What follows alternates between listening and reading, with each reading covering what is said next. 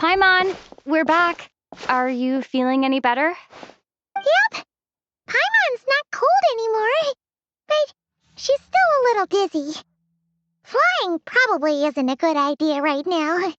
Paimon might lose her balance. But Paimon's sure she'll be fine. It's probably just from getting hit on the head by that pile of snow when we first arrived in Snezhnaya. Her complexion's looking much better. Let's keep an eye on her. Sure, but enough about that. How did everything go on your end? Are you all set? Did you have any trouble? I'll explain. It's a bit of a long story.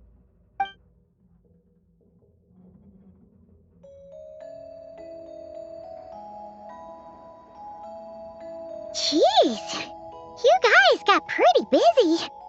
Sounds like the liaison officer and the mayor were running quite an operation. Good riddance to both of them. It's a good thing you managed to catch them.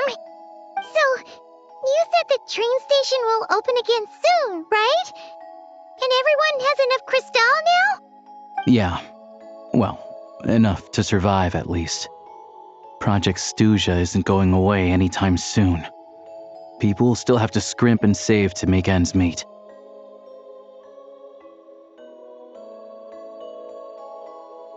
Don't know. The goal of Project Snezhnaya is to gather energy for the Tsaritsa, but no one knows where that energy's going. It's never been made public. The thing is, we were told that the project would only last for 6 months, but time and time again, they keep extending it. Extending it? Does that mean the Tsaritsa's plan isn't going very smoothly? That's what everyone suspects. In principle, any proposed extension needs to pass by majority vote in the Snezhnaya Veche. But even though opposition has been growing, any detractors end up caving into political pressure from the rooster, Pulcinella. He's the chair of the Snezhnaya Veche and a key figure in the voting process. He has the backing of many powerful and influential people. How come the Fatui are picking on ordinary people even here in Snezhnaya? I don't see it like that. Fundamentally, the Fatui will always think and act in the Tsaritsa's interests. But that doesn't mean they don't care about the plight of the common folk. The only reason Stratomro still receives crystal shipments is because of a relief proposal put forward by the rooster himself. Then there's the Fatui soldiers providing support in every corner of the nation. Even the Northland Bank provided some mora for disaster relief, and they're as conservative and indifferent as they come.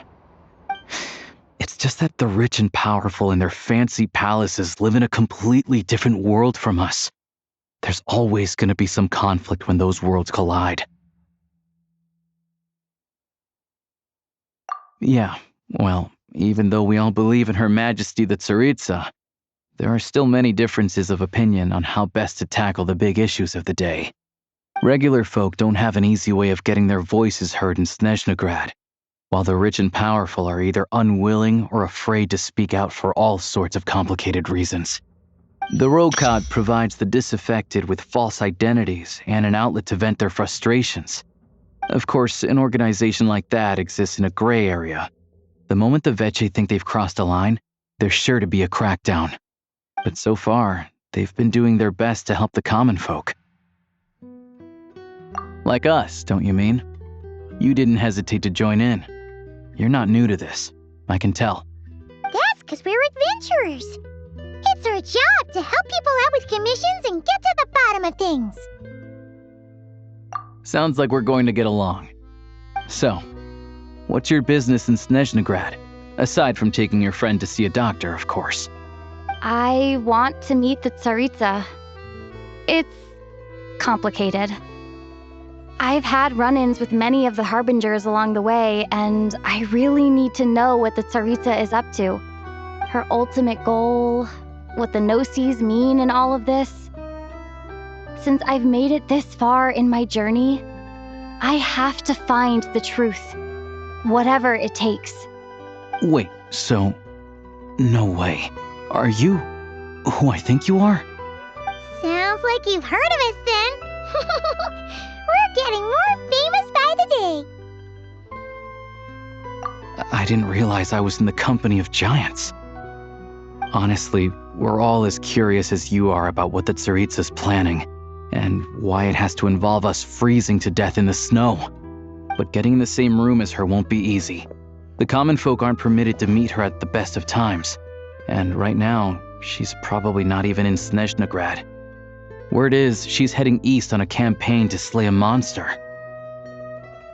Yeah, so you've heard of it. A wild, unpredictable monster with the power to summon snowstorms.